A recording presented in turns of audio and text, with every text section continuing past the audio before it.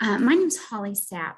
I am the current co-director of Renew Counseling Center here on the campus of SNU.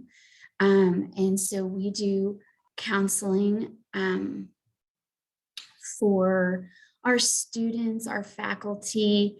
We do actually a lot of outreach things too. Currently, we have groups going on weekly for things like we call one of our groups Psychological Skills 101, kind of just a rundown of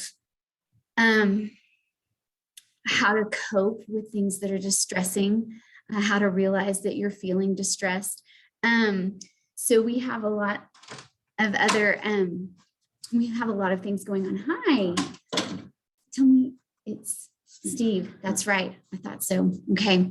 Well, I'm on Zoom too, so I'll just be going back and forth. No, that's okay.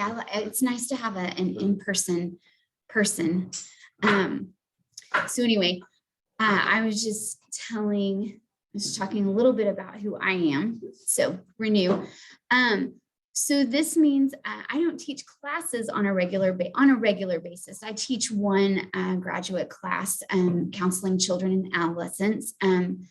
My background actually has a lot to do with children. I've worked in the public school system, counseling with children. And so actually one of the things that we're going to talk about today in being trauma informed, it's a therapy. It's kind of a way of connecting with kids, but I think it has a lot of implications for what we want to talk about as well.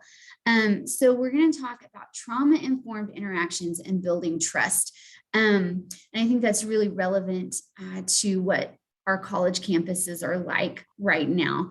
And I'm just going to say, Steve, please feel free to ask questions. If anyone else has a question, please feel free to speak up. I actually much prefer facilitating discussion than lecturing. So if you have a question, please feel free.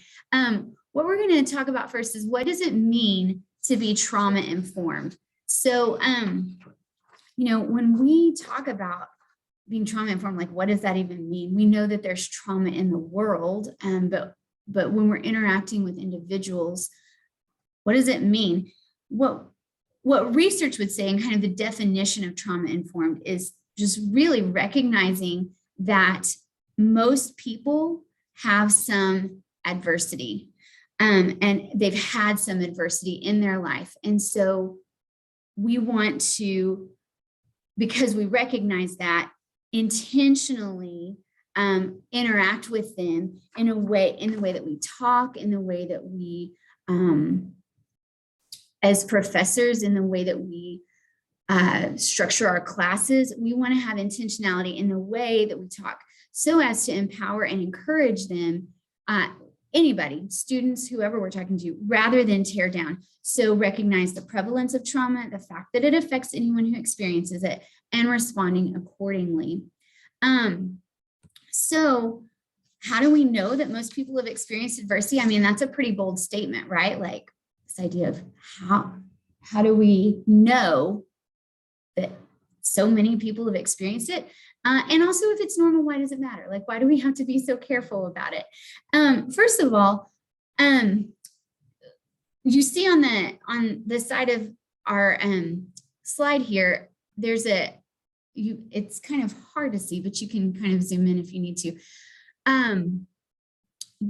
There's a study, it's probably started about 15 years ago, called the ACEs study, Adverse Childhood Experiences Study.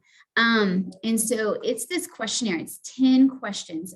Currently, we have all of our new clients at Renew fill this out right before they come in, so that we kind of know what to expect. But the questions are things like, pardon?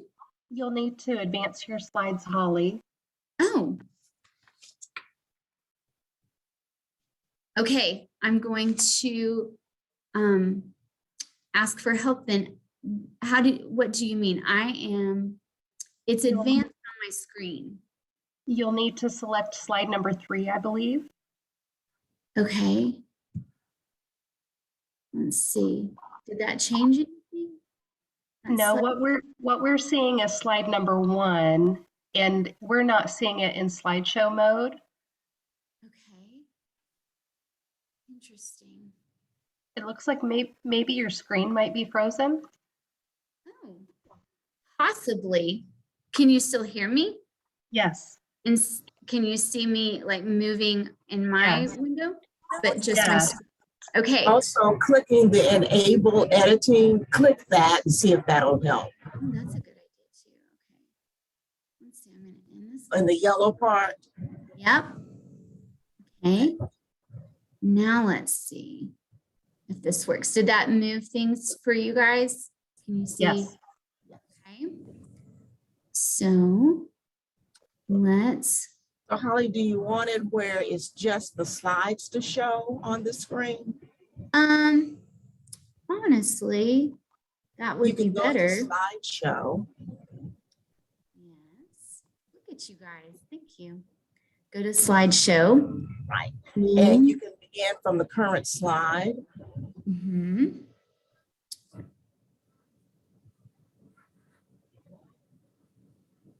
Okay.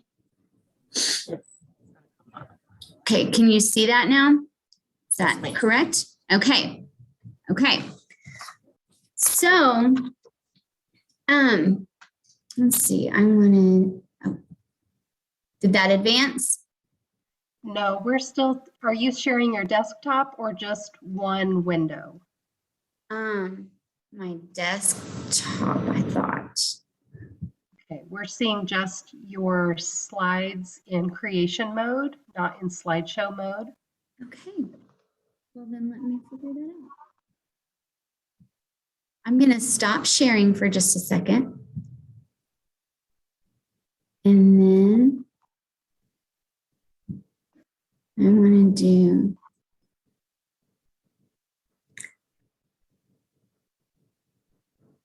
okay. So I want to share my screen, not just my PowerPoint, correct? Share your desktop. Okay. It doesn't have that option. It has the option of screen or PowerPoint. By your screen. Okay. I'll do that. Okay. Try that. And then click from current slide in your top bar. Okay.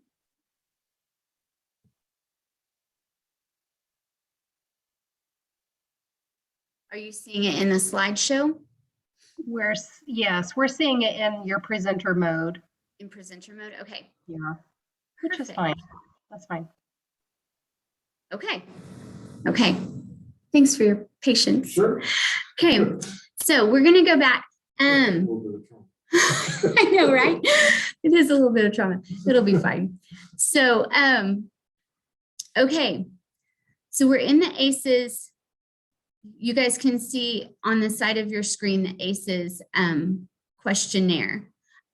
It asks some questions such as, it goes from pretty traumatic events, you know, if you saw your parents abusing each other, or if you've experienced violence, but it also talks about even things that we think of as really common, unfortunately today, like divorce, losing a parent to divorce, or bereavement. Anything else?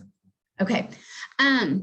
So that's how we know that trauma happens to a lot of people. Adverse experiences happen to a lot of people. In fact, you may be able to think of things in your life that happened before you were 18 where you experienced an adverse event.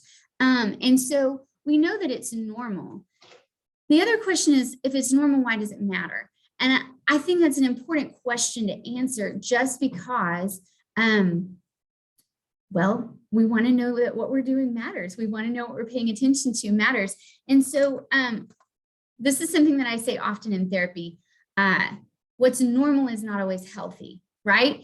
Even though it's normal, that doesn't mean that it's something that was helpful for a person to go through, or ended well. Okay, so if it's normal, why does it matter? Let's talk just for a few minutes, and I'd love to have a little bit of discussion around this. How does culture intersect with this knowledge? Because differing cultures does not necessarily mean trauma, right? But we're talking a lot about in our March Mindfulness about culture and how we are affected when we intersect our cultures. So if we're talking about trauma, like, what does that mean for culture?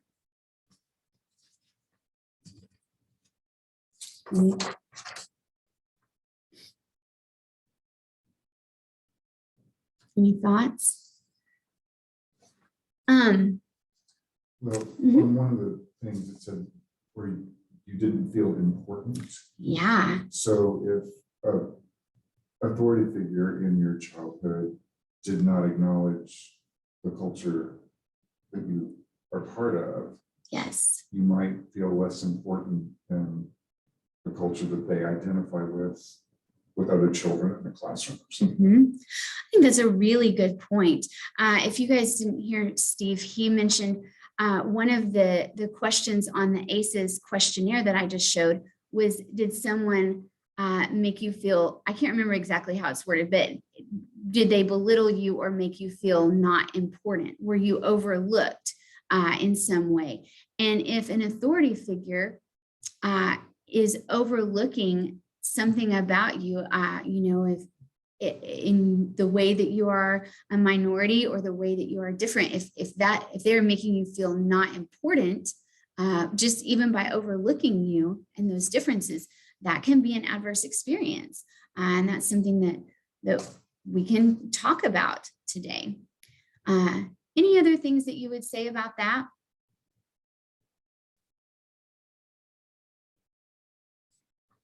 Okay. I think I would just build on that and say, we're not in this particular talk, we're not learning about specific cultures. But what we can do is learn about implications of being in a different culture. Yeah, when you insert yourself in a new culture, things change. And so even if no one is belittling you, even if no one is overlooking you, just immersing yourself into a different culture is a difficult thing. It's an adjustment that you have to make, and that can sometimes have some adverse experiences with it. Okay. So when we are talking about trauma, different cultures, feeling belittled, feeling not important, how do we respond to that? At this point, I would love to hear from you guys about ways already that you feel like you are intentional about responding when you understand that someone has gone through an adverse experience or a trauma.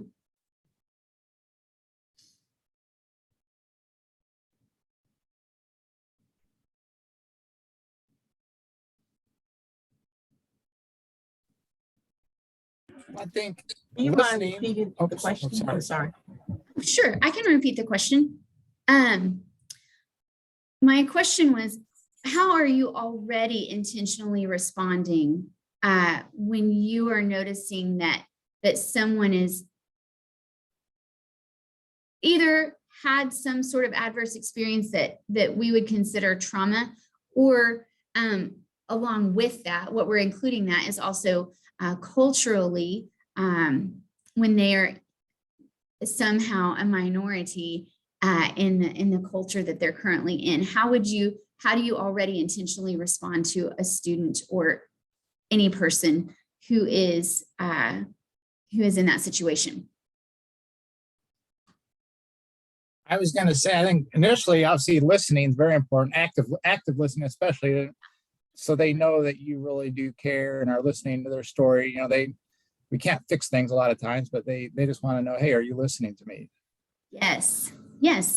Listening is a thing that makes people feel heard and important. Just the thing that we were talking about a second ago. If they're already feeling not important, one of the best things we can do is listen and help them to know that they've been heard. Yeah, thanks, Erin. Anybody else? I think part of that listening is asking questions to try to understand more fully what they're feeling. Right. And then some reflection on my part, if I were in their shoes, Mm-hmm. even though I can't really be in their shoes, but how can I be more empathetic and more aware of what they might be experiencing? Right, right. So Steve just mentioned with that listening, also asking questions and clarifying and trying to understand and doing even some self-reflection about like, what would I feel like if I were in this person's shoes, and trying to connect with that. So yeah, I mean, I think those are already wonderful ways. And I think that you guys are already doing some really helpful and effective connecting with students. If those are the things that you're doing. Okay. So something that we're going to talk about along those lines is something that we call trust-based relational interactions. Trust-based relational intervention is actually a therapy that's used for children. And I told you already that I have some child background. I've worked a lot with kids over the years. And so that's kind of where I feel most comfortable teaching things. But I think that trust-based relational intervention is a really great thing that can kind of translate even to our older, over 18 students and people that we're interacting with. So even though it's originally about kids, that is something that we're going to talk about today. And you guys have actually already mentioned the first thing that we are going to talk about. So just so you know the history, trust-based relational intervention is actually a therapy that's often used with children who are in the foster system, who have been not only had some sort of trauma, which if you're in the foster system, you've had some sort of thing happen where you were not safe, and that is why you've been removed from the home that you're growing up in. So already we know that these kids have been traumatized, but also they are, of course, learning a different culture. When you're transplanted into a new family, you're already a little bit different.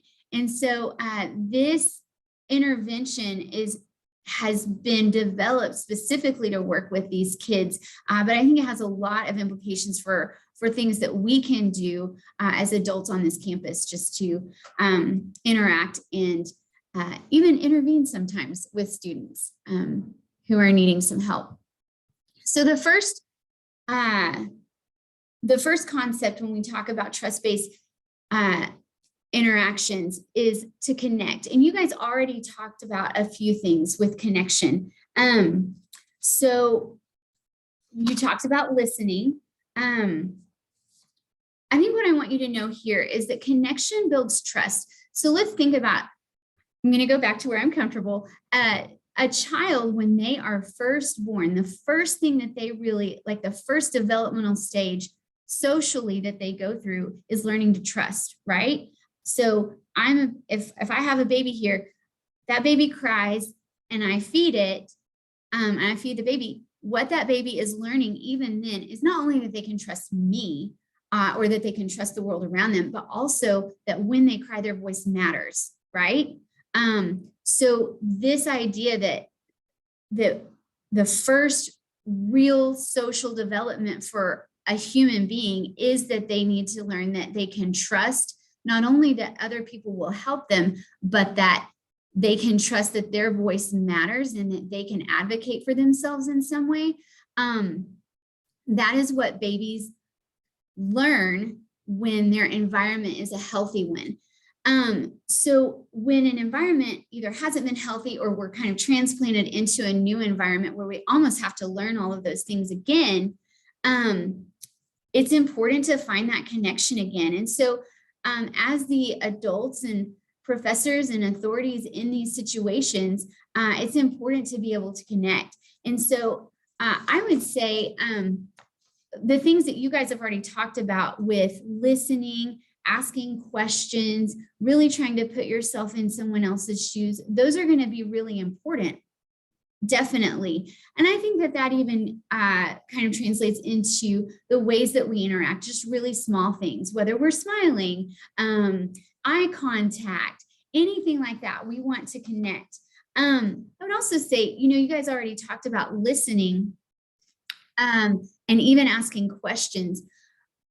But I would also just posit that to connect, we need to be learning about this person's culture, and I know that when we're talking about a lot of students, and you guys, as faculty, staff, you encounter a lot of different students every day. Maybe it's not just one, but as much as we can have a learning attitude about us, as much as we can learn, even more than just asking questions of an individual student, but kind of just here and there doing a little bit of finding out on our own what it's like to be in someone's culture.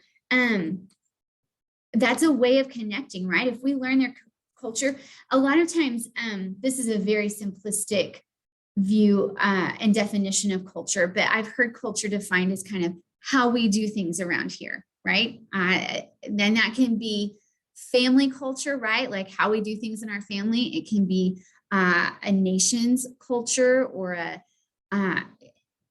it's really just kind of like how we do things around here. And when someone is transplanted and is in a new place and they do things differently, then what we know is that, well, what we don't know is how they've done things in the past, right? And so finding out things about people's culture and ways that they've done things in the past can be really helpful. I wanted to give kind of an example,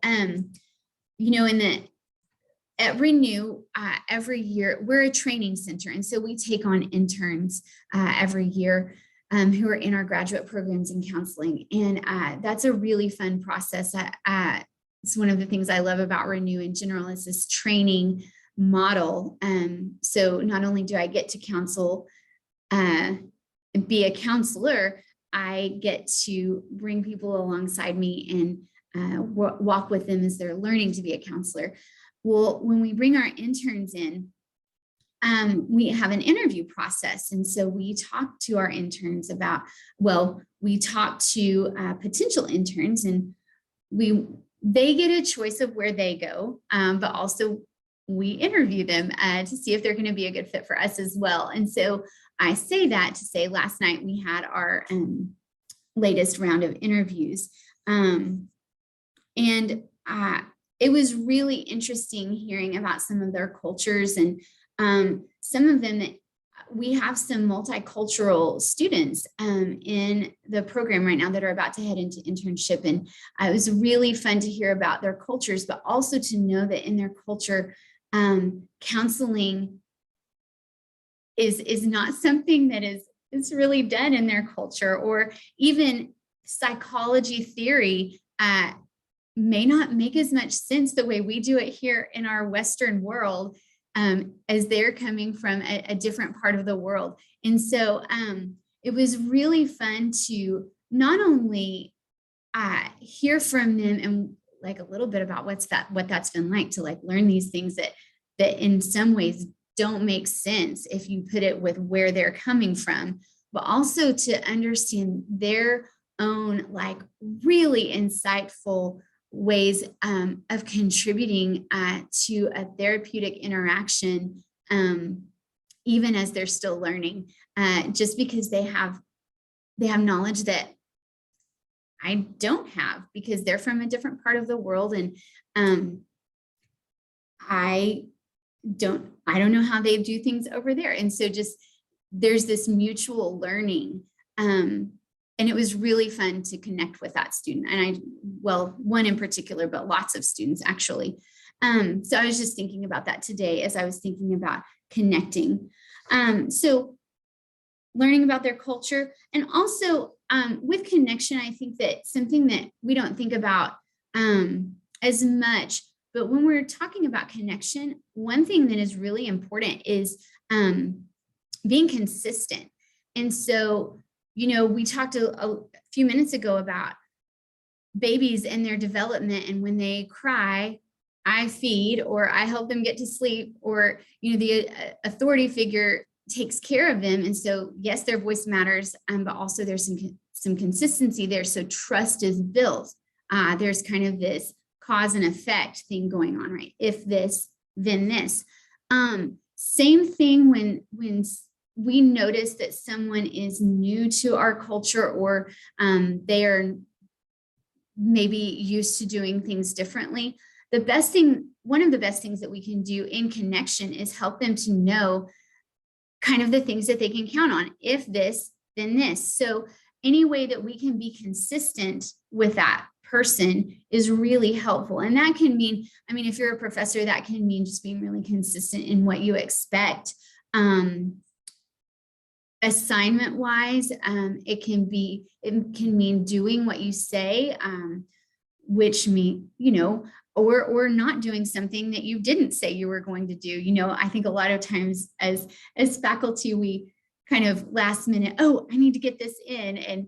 And that can be a tough thing for someone who's not used to, they don't roll with that quite as easily. And so being consistent, and we're all faculty, so like, we know sometimes you need to add that in. It has to happen. But when we do that, structuring it in a way, as a counselor, I often say things like, hey, I'm about to say something, or we're about to do something that you might not be ready for. And it's kind of spur of the moment. And so everyone, you know, kind of preparing or structuring even something like that, so that as time rolls on, it's consistent. So that's connect. Does anyone have any questions about that? Any comments? Did any of that part resonate with you?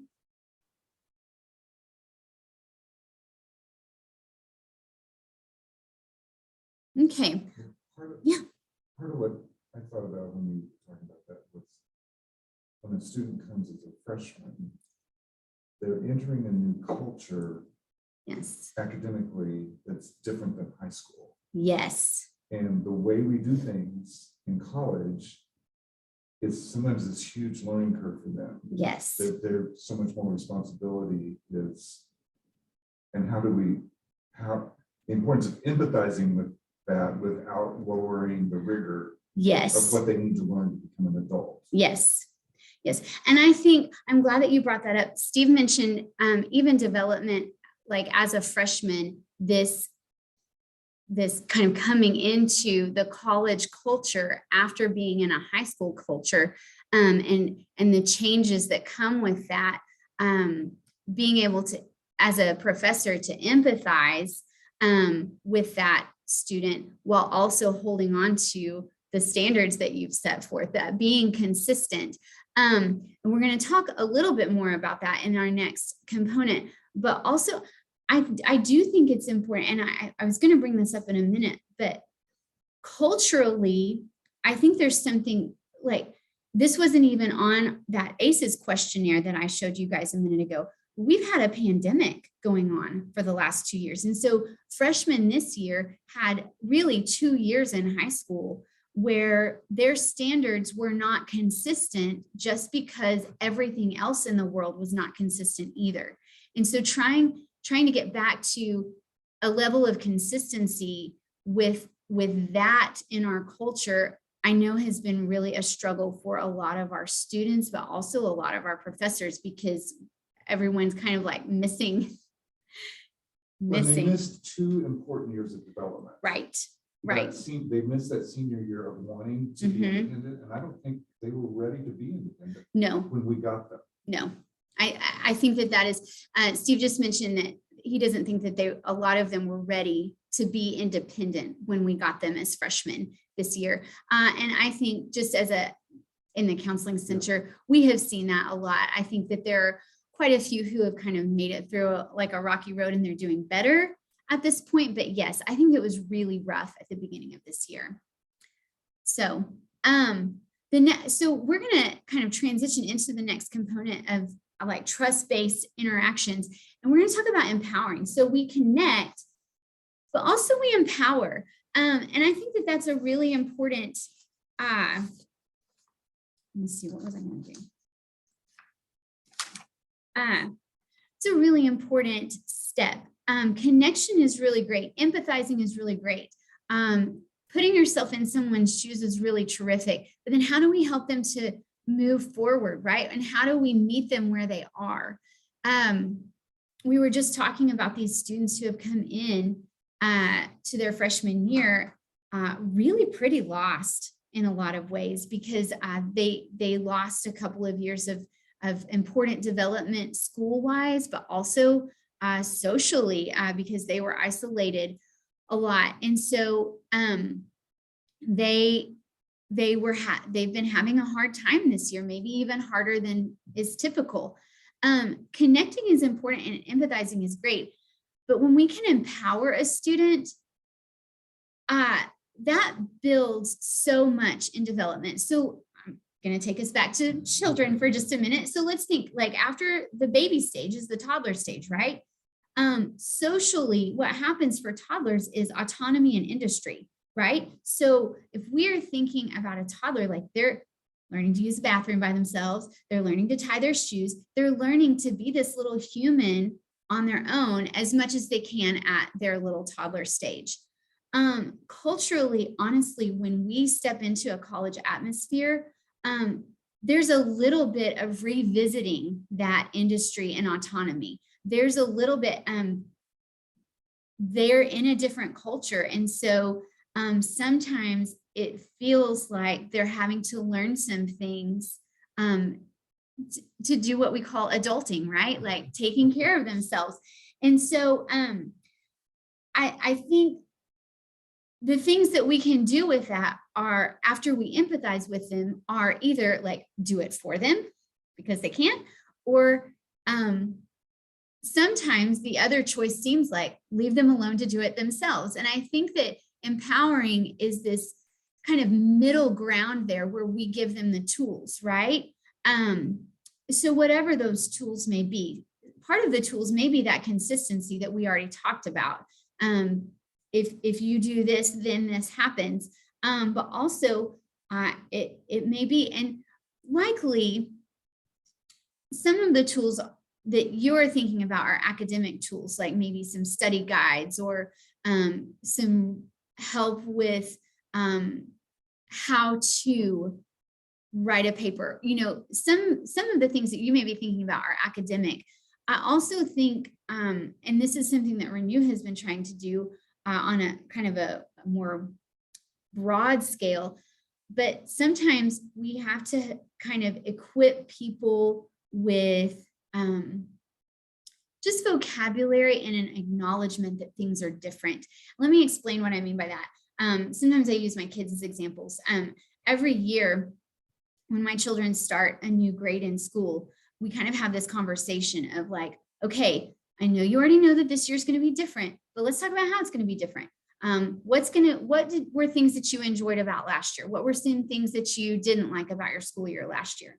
What are some things you think are going to be different this year? I have one that went into middle school this year. It's his first year in middle school. So we had this talk about, like, you know, last year, COVID notwithstanding, like that was different in and of itself. But when you head into middle school, there are going to be some things you're looking forward to. Middle school sports was the thing that he was looking forward to, right?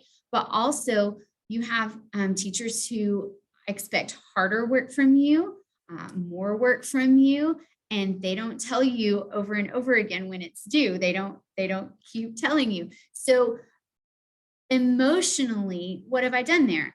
I've talked with my son about these things and just acknowledged the fact that things are going to be different. And sometimes preparing for the fact that things are different goes a long way in helping us to cope with the things that are different, right? Like that's just a way to empower someone. Any other thoughts or ideas on how we can empower students, either emotionally, like meet them where they are and give them some tools that they need, so that they can be autonomous and have industry. Any other ideas and thoughts on how we can do that, or things that you might already be doing? Holly, I would add that offering students the choice in how they complete assignments, or giving them options to complete assignments in a variety of modalities, that might empower them and make them feel more responsible and excited about the work they're doing. Yes, I think that's a great idea. Giving choices is just Lynn, with development in general, I love the idea of giving choices. You know, with younger children, I might, just so they don't feel so overwhelmed by a ton of choices, I might say, do you want, the green socks or the red socks today? Give them just a couple of things. But as we get to college, I mean, these students, they are capable, truthfully, like cognitively, to look at a variety of things. But I think that the idea of giving them these ways that you can submit an assignment, or the ways, I think that's a really great, yeah, that's really empowering. I like that. So I think sometimes too, just expressing belief in them, that they may not have, some of them may not have heard someone say that to them very much, that I believe you can do this. yes. I don't know if you guys heard Steve, but he mentioned like just believing in a student and saying, I think that you can do this, can really make a big difference, and give them some gumption that they may not have had before. And I think that's very true. I meet with individual clients all the time, and it's incredible how many times a client acts surprised when I say, I believe in you, right? You can do this. This is going to be really hard. We can acknowledge that it's hard, but you can do hard things. Just this idea that I believe in them. Or also they act surprised when they come in and tell me something that they're proud of. And I'll say, wow, you must be so proud. And also, I'm not surprised at all that you were able to do that, right? Like, I believe in you. So I think that expressing vocally and intentionally belief in your students is really helpful. Yeah. Anything else? Okay. We're going to go to the last component. So we had connect, we have empower, and the last one is give feedback. Now with children, that step is called correct. We're with adults now, and as much as they might still act like children in a lot of ways, I do think giving feedback is a good way to put this. We want to let them know that they're on the right track, or maybe that they're not on the right track, and that continues to go with consistency. But anyway, that it's helpful for them to know whether or not they're doing well. So anyway, I think that can look like a lot of things. Academically, it can look like timely grading and giving back. I remember going through the grad program here for counseling, and there was a particular assignment that we had to do 6 events, like over a period of time, right? Like we had to do a case study on this first week, and then we had to do a case study the next week. And so it was this consistent assignment. And I remember the first one not really knowing. I just remember turning it in and thinking, I hope I did well. Like, I'm not sure. And my professor was especially careful to give feedback and give us back our assignments the very next week, because he knew that a lot of us didn't know exactly what he knew that we would be floundering. And so it was very helpful to have that feedback. And I remember feeling so much more confident in the next assignments because I knew more of what was expected. And so I do think that feedback can look like timely returning of assignments so that people know how they can improve and exactly what you want. What other kinds of feedback do you think would be helpful for students who are culturally feeling out of place, or even if most of the students around them are the same as them, still feeling out of place a little bit. How can we give feedback to them?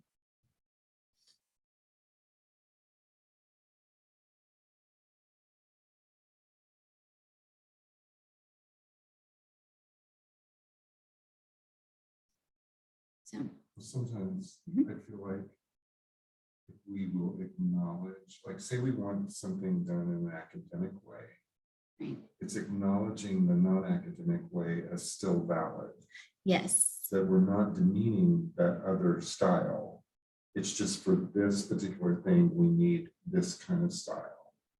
Yes. Or including assignments that use the other style, Mhm. so that we're getting both skills developed. Right.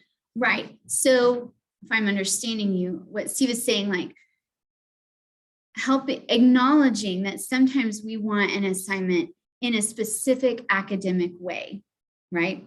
APA style, or whatever format that you are asking for as a professor. So acknowledging that, like, that is difficult to put content and do it in the correct style, but also giving other assignments that are a little bit less formal, or that are much more just like only content based, or whatever. So is that?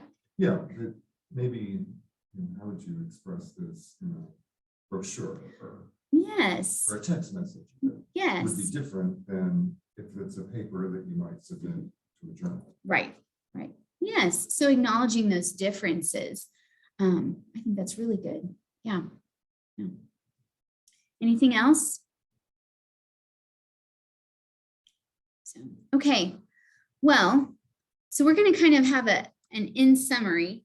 So what we've talked about today really is just trauma informed means acknowledging that everyone comes from a different how we do things around here and different adverse experiences. Everyone has something. And so when we interact with people, the best ways to do that are to connect by learning about it, by listening, and then to take that a step further and empower by giving tools and trusting them to develop autonomy. And then we want to give feedback. So those are the things, if we're just going to have it in a nutshell, those are the things that we've talked about today. Let me ask you guys, do you have any questions, discussion, thoughts about any of this? Has any of it been helpful to you as you think about interacting with students?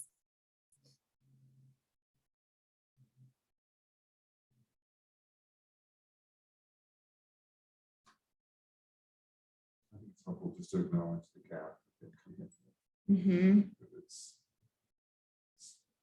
It's different. It was different before COVID to make the transition. Yes. And it's been probably more double hard for them.